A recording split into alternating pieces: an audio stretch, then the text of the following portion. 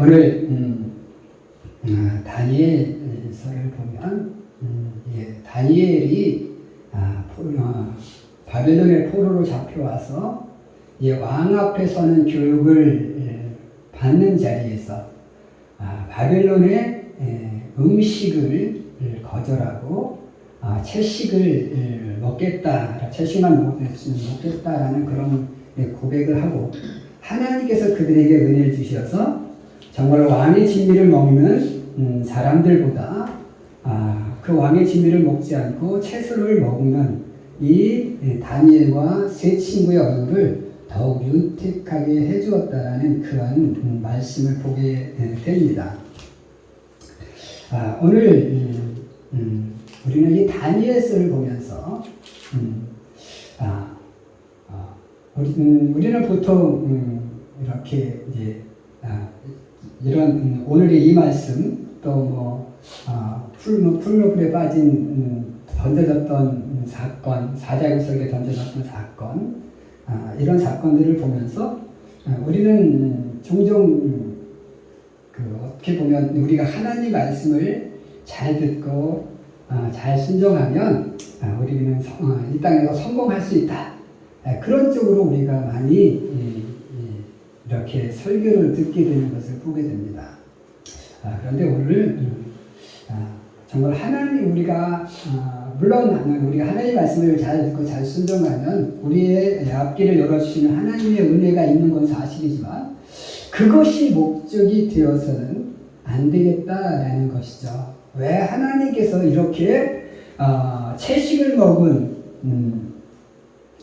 먹은 이 소년들의 얼굴을 왕의 진미를 먹은 사람들보다 더 좋게 만들어 주셨을까? 풀무불에 던져졌을 때 하나님께서 왜 그들을 지켜주셨을까? 그리고 사자굴 속에 던져진 다니엘을 왜 하나님께서 건축에 지켜주셨을까? 그것은 그 의미를 우리가 더 살펴보는 것이 중요하리라 봅니다. 오늘 이 본문은 다니엘은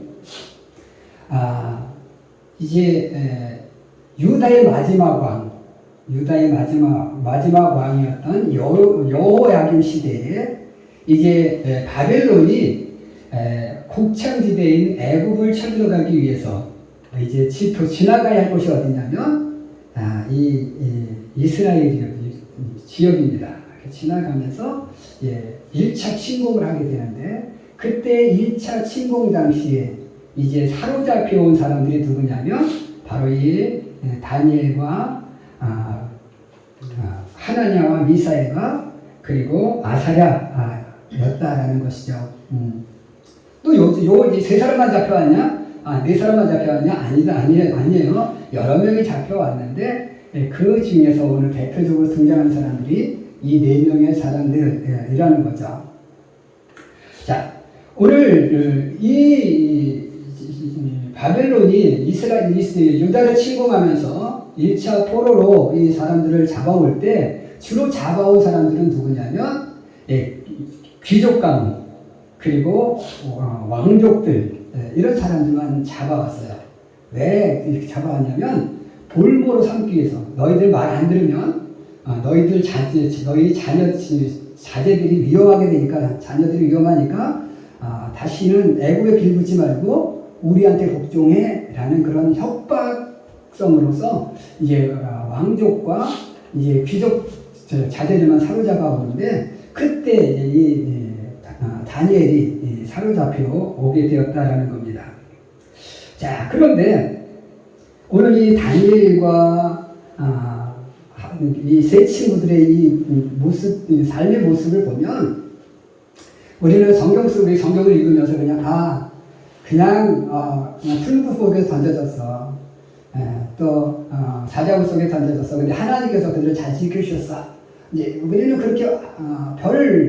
그렇게 실감하지 않고 그 전장들이 우리에게 큰 어떤 것들로 다가오지 않고 그냥 이런 사건이 있었네 이렇게 그냥 단순하게 넘길 수 있겠지만 그 당시에 이들이 당했던 그들의 삶의 현장 속에 우리가 있었다면 이들의 삶은 어땠을까요?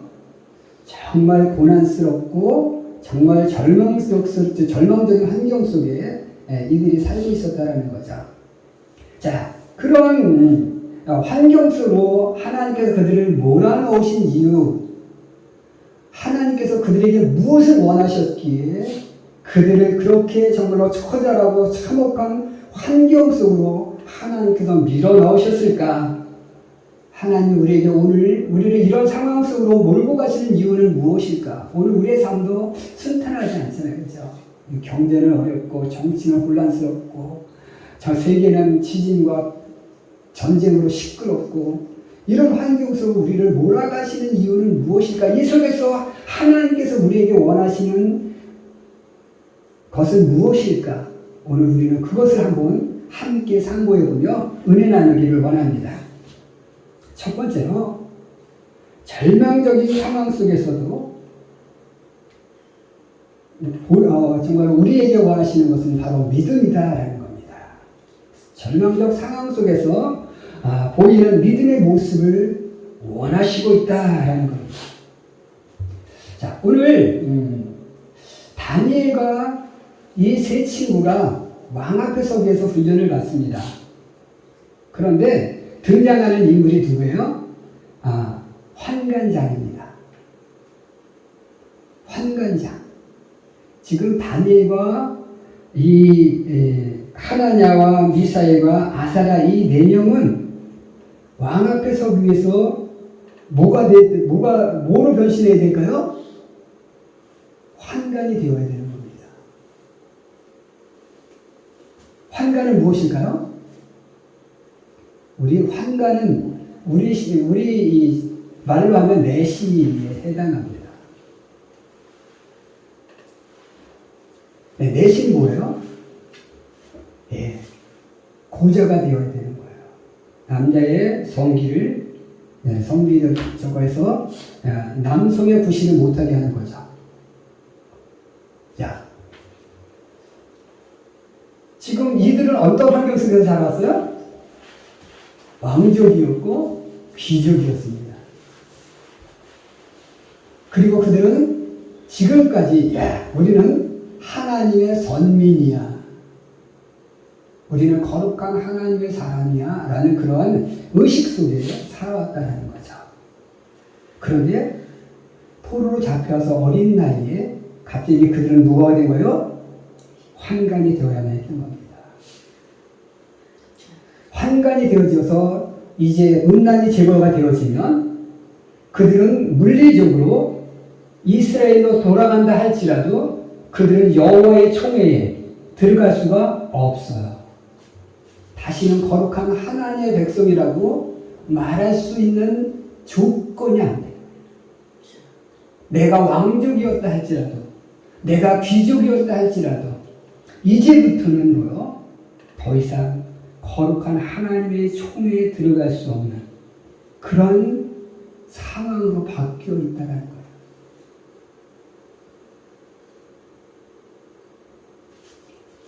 이것이야말로 그들에게는 뭐요? 절망적인 상황 속이었다는 거예요. 지금 이 다니엘과 세 친구는 그냥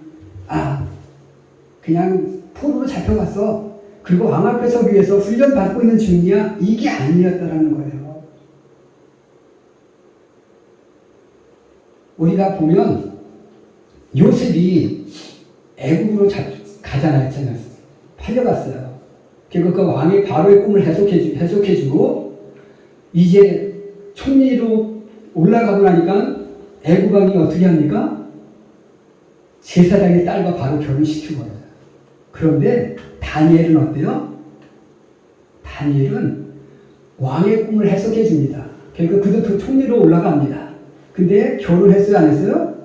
결혼 안 시켜요. 결혼했다는 이야기가 없어요. 그가 마지막 사자굴 속에 던져질 때 우리가 범죄하면 어떻습니까? 가족을 몽창같이 죽여버리는 게 원칙이에요. 그런데 사자굴 속에 던져질 때 누구만 던져집니까? 다니엘만 던져져요.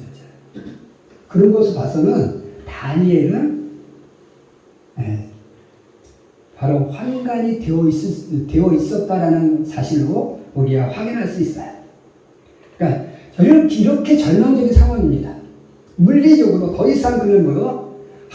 나는 하나님의 사람이야 라고 심정적으로는 내 믿음으로는 나는 하나님의 백성이라고 말할 수 있지만 물리적으로는 뭐요?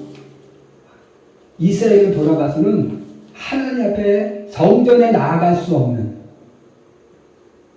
그런 사람으로 바뀌어 있었다는 거예요. 그렇게 절망적인 상황 속에 있는 오늘 이 다니엘과 세 친구, 그럼에도 불구하고 이들은 어떻습니까?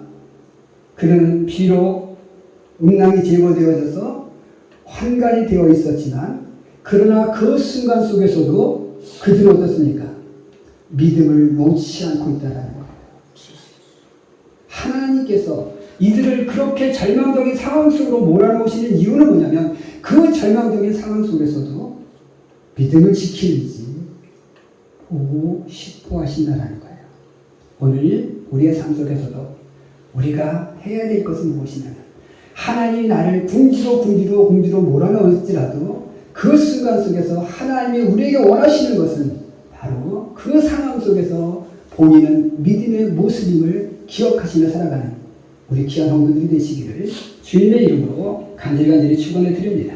아멘. 두 번째로 오늘 하나님께서 이런 상황 속에 몰아넣으시는 가운데 우리에게 원하시는 것이 무엇이냐면 출세와 부의 유혹 속에서 보이는 믿음의 모습을 원하고 계신다라는 겁니다.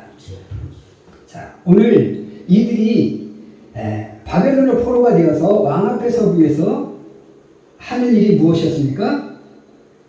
그들은 바벨론의 학문과 언어를 배우게 했다고 성경은 기록하고 있습니다. 그들이 바벨론의 포로가 되어서 한 일은 뭐냐면 바벨론의 학문을 배우는 거였어요. 그 바벨론의 학문이 무엇이냐? 바로 바벨론의 학문은 천문학이었습니다. 이 바벨론 지역은 고대 수메르 문명부터 시작돼서 쭉 이어져 오고 있는 것이 바로 이 바벨론 지역이에요. 이 수메르 문명 시대부터 이 지역은 천문학에 굉장히 유명했어요. 태양이 지구를 중심으로 태양이 지나가는 길목을 황도라 했고요. 그 황도에는 12개의 별자리를 지정을 했습니다. 30도씩 구분을 해서 12개의 별자리를 했어요. 그러니까 뭐요? 12개월이 되는 거예요. 30도니까 30일씩 360일이 만들어져요. 그 30도에 위치한 별자리를 지정을 해서 그곳에 그 별자리가 우리 인간의 모든 것을 주관한다고 믿었어요. 그러니까 이 고대 근동 지역에서 이 하늘의 별은 신들이 자기를 드러내는 자리라고 생각을 했어요. 저 하늘의 별들은 그냥 별이 아니라 그것은 신들이었어요. 그 신들이 바로 뭐야? 자신의 모습을 드러내면서 우리를 관장해 준다고 이렇게 생각했던 거죠. 그래서 그 별자리를 연구함을 통해서 무엇을 했냐면 일기, 그러니까 날씨, 언제 비가 올지, 언제 강물이 될지 이런 것을 분별하고요. 인간의 인생사, 그러니까 질병, 역병 이런 것들, 인간의 기질 이런 것들을 그 별자리를 통해서 구분을 해놨어요. 그리고 또 별자리를 보면서 전쟁이 날지, 어떤 일이 일어날지 이런 것을 예측해내는 그런 것으로 사용을 했습니다. 그래서 이 황도 12궁이 이제 그리스로 넘어가서 우리가 잘 아는 별자리들 있잖아요. 물병자리, 전갈자리, 사자자리 그런 것으로 바뀌었고요. 그리고 이것을 통해서 나타나는 게 뭐냐면 우리가 가끔씩 TV에서 보는 요즘 젊은이들이 자주 보는 타로점까지도 여기서 만들어져 나와요. 그러니까 이 바벨론의 학문은 천문학이었고 그 천문학을 중심으로 모든 것을 인간의 모든 일들을 예측해내는 그런 거대한 빅데이터였다라는 거죠. 그래서 이 천문학을 알면 뭐요? 부가 생기는 거예요. 언제 비가 올지, 언제 무슨 일이 날지 예측해내고 인간의 생사를 이게 점지해 주니까 출세할 수 있는, 그리고 부를 거머쥘 수 있는 그런 학문이 바로 뭐냐면 천문학이었어요. 오늘 그것을 가르치게 했는데, 오늘 다니엘과 하사랴, 다니엘, 그리고 하나냐, 미사일, 아사랴, 이 네 명의 친구들은 뭐요? 그것에 의지하지 않는, 그 속에서 뭐요? 하나님 주시는 지혜와 하나님 주신 능력만을 추구하는 삶을 살았던 사람이었다는 거죠. 우리가 가끔씩 성경에서 우리가 이 바벨론의 이 사람들, 천문학자들을 성경은 술사라고 이야기하다 보니까 우리는 마치 그 사람들을 무당이나 점쟁이처럼 생각하는데 그것은 결코 아니에요. 이 천문학은 우리나라로 말하면 음력이라고 보면 됩니다. 우리가 이게 미신입니까? 수세기를 거쳐서 수많은 경험이 축적되어져서 경치에는 개구리가 깨어나고, 하지에는 낮과 밤의 길이가 같아지고, 동지에는 밤이 길어지고, 이런 그 전기들이 수많은 경험을 거쳐서 뭐요? 데이터들이 모여서, 요때가 되면 개구리가 깨어나, 요때가 되면 비가 와, 그죠? 고구, 비가 오고, 이러는 것들이 뭐요? 다 데이터가 쌓인 거예요. 그러니까 우리의 음력이라고 보면 되겠고요. 또 우리나라의 주역 같은 거, 주역을 보면 우리 사주팔자 풀이해주죠. 물론 우리가 약간 미신으로 치부하지만, 그러나 그것이 전혀 아무 쓸모없는 그런 것이 아니라, 왠지 사람의 우리의 마음에 어느 정도 좀 매치가 되는 게 있는 것 같아. 그런 것으로 다가오죠. 그러니까 이게 그냥 쓸모없는 어떤 미신이 아니라 수많은 경험들이 모여서, 데이터가 모여서 만들어진 그런 것이 바로 바벨론의 천문학이었고, 그 천문학을 배우면 부와 출세를 거머쥘 수 있는 그런 계기가 될 수 있었다는 거죠. 우리 예수님 태어날 때 동방의 박사들이 오죠. 동방의 박사들이 누구였을까요? 바로 바벨론의 이 정성술사들이었다는 거예요. 천문학자들이었던 거예요. 그들이 별을 보고 예수님 태어난 것을 느끼고 알고 예수님을 예배하기 위해서 찾아오는 사람들이 바로 바벨론의 천문학자들이었던 것이에요. 이만큼 이들의 그 천문학은 정말로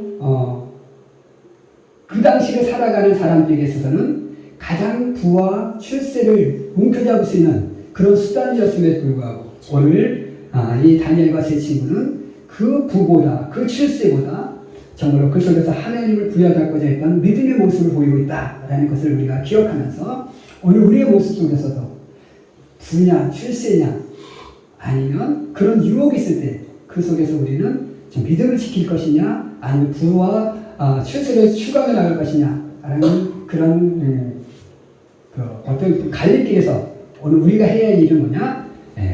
믿음을 지키는 일이 하나님이 우리들에게 원하시는 모습이라는 것을 기억하며 믿음을 지키며 살아갈 수 있는 우리가 될 수 있기를 주님의 이름으로 간절히 축원해 드립니다. 아멘. 마지막 세 번째로, 하나님이 원하시는 세 번째 믿음의 모습은 무엇이냐? 환경과 장소를 초월한 믿음을 우리들에게 원하시고 있다라는 것입니다.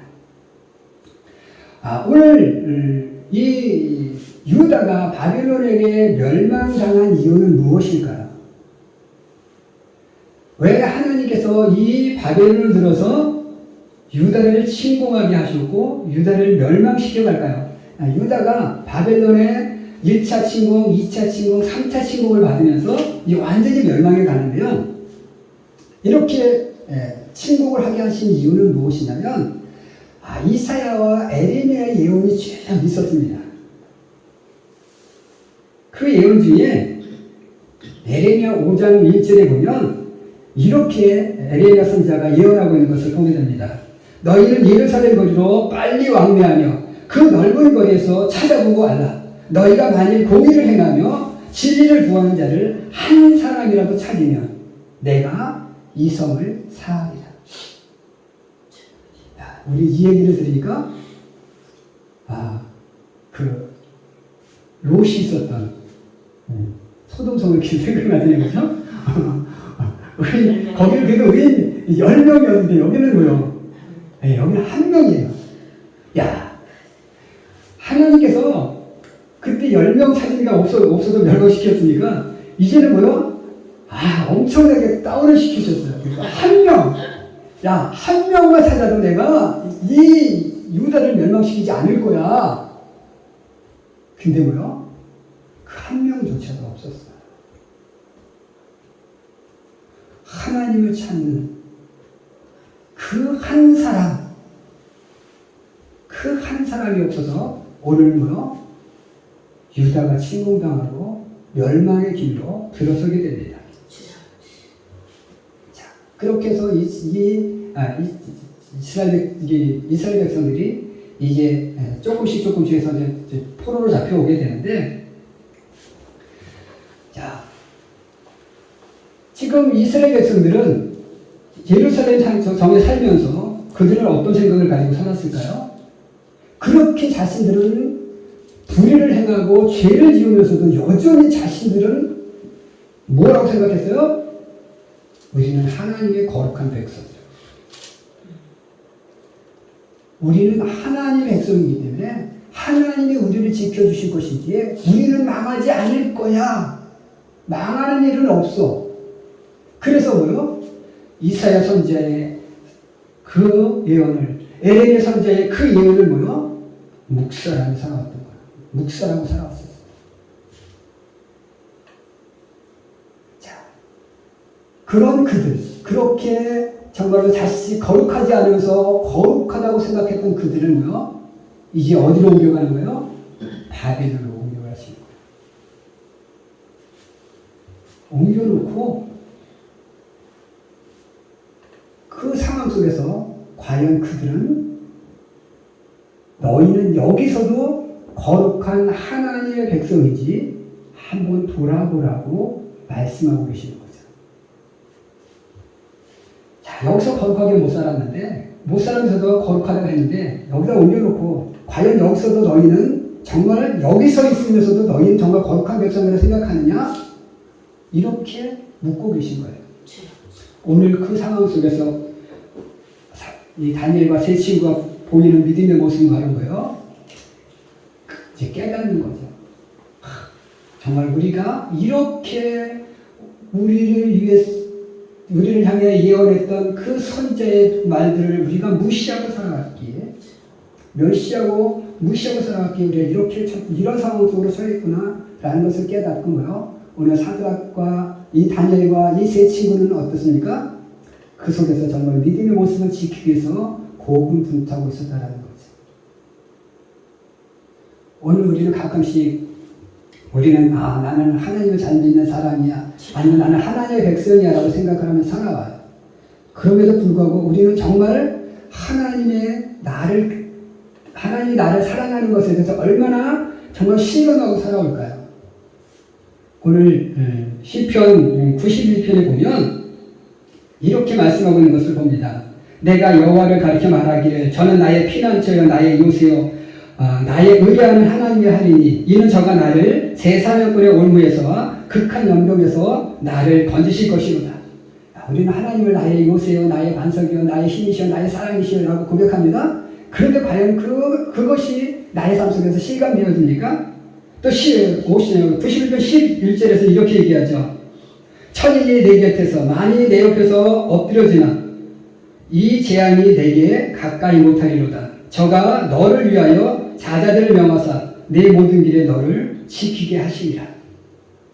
천이 내 곁에서 많이 내 앞에서 엎드려지지만 이 재앙이 내게 가까이 못한대요. 왜? 하나님 나를 그 모든 재앙에서 나를 건져주실 것이기 때문이다.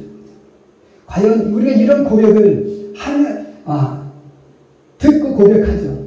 그런데 과연 그것이 실감되어집니까? 아니죠. 그런데 오늘